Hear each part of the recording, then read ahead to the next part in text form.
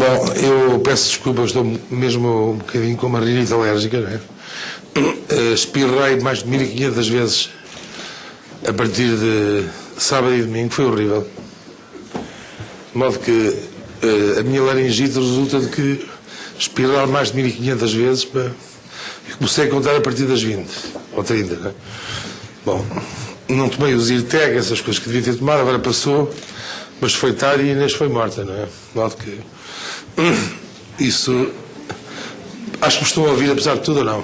Sim?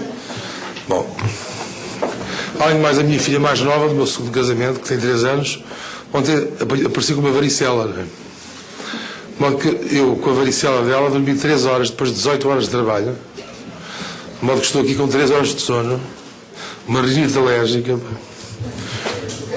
Qualquer pessoa normal está metida na cama, basta olhar para a minha cara para ver que está diferente. Mas estou aqui com todo o prazer e quero-vos dizer que, com toda a sinceridade, o que me honra mais, eles estão aqui todos. Muito obrigado e muito obrigado.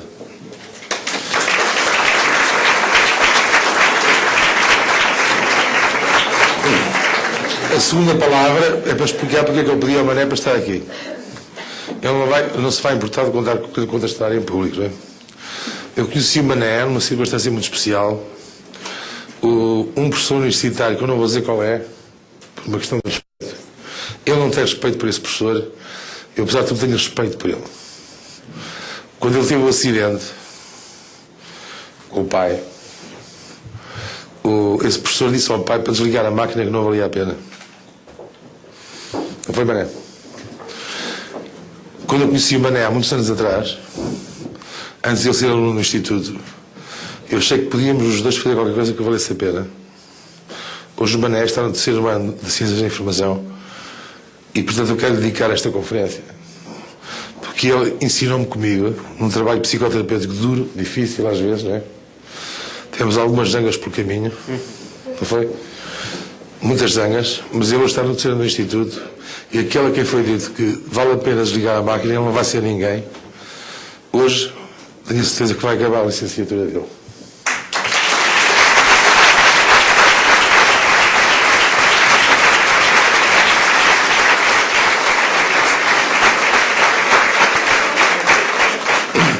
Para vos dizer que a minha vida, em primeiro lugar, foi dedicada aos manés deste mundo. Em primeiro lugar, dediquei toda a minha vida a resolver problemas quase impossíveis. O problema de Mané parecia quase impossível. Ele hoje está aqui ao meu lado como o meu convidado principal, porque todos os problemas são possíveis de resolver quando nós estamos dispostos a tentar resolvê-los. Portanto, Mané, muito obrigado por me teres dado a oportunidade de demonstrar a ti próprio e a mim como todos os problemas são resolvíveis quando nós somos capazes de um empenhamento comum. Muito obrigado mesmo, Mané.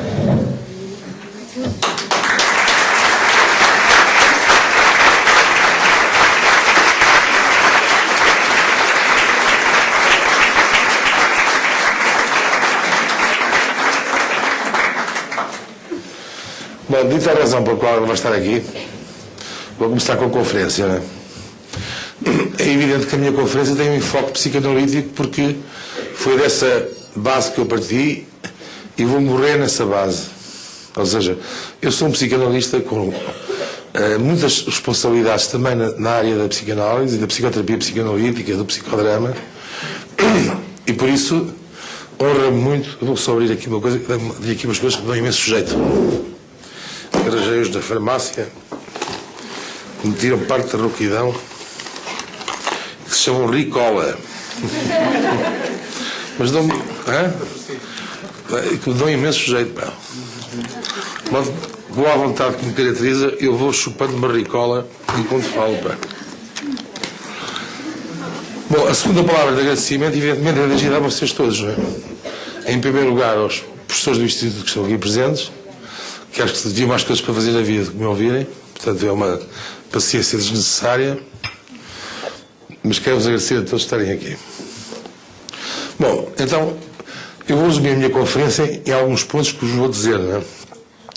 O que é o mito de Narciso?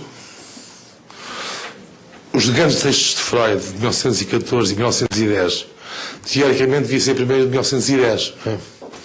Mas vou explicar porque é que, de facto, em primeiro lugar, vou falar do texto de 1914 de Freud e depois falar do Natal em função disso.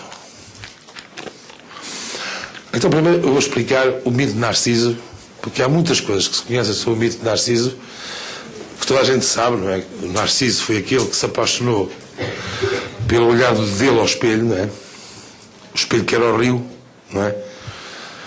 Mas, verdadeiramente, a história de Narciso é uma história muito mais complexa.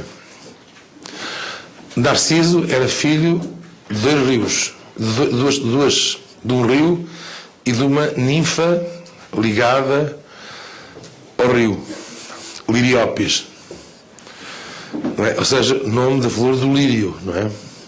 No mito originário, ele era filho de Céfiso, que era o nome do rio, que é o segundo nome do rio. O primeiro nome do rio era o rio Létis. Létis deu origem a Letal. Portanto, era o rio da morte. Só mais tarde se chamou Céfiso. Portanto, ele era filho de Céfiso, do rio Céfiso, que se chamou primeiro rio Létis, não é? Que deu origem a Letal, e por estranho que vos pareçam, deu origem a uma palavra grega fantástica, aletheia, que quer dizer verdade. Aletheia quer dizer verdade, quer dizer que a verdade se inscreve num lugar onde a morte é concebida, mas a morte pode ser ultrapassada. A verdade do humano, dos seres humanos, é aquela que se inscreve sob o signo da morte. Nós somos todos mortais.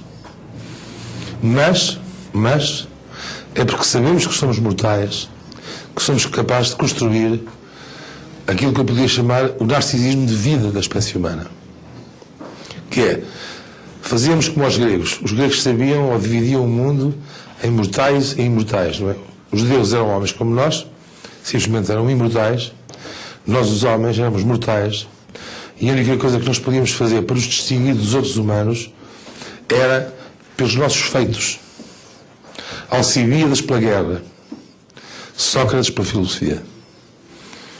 A única forma de ser imortal para uma espécie humana que num determinado momento acreditou que psique, que do grego significa apenas respirar, deu origem ao psíquico, que deixar de ter psíquico era deixar de respirar.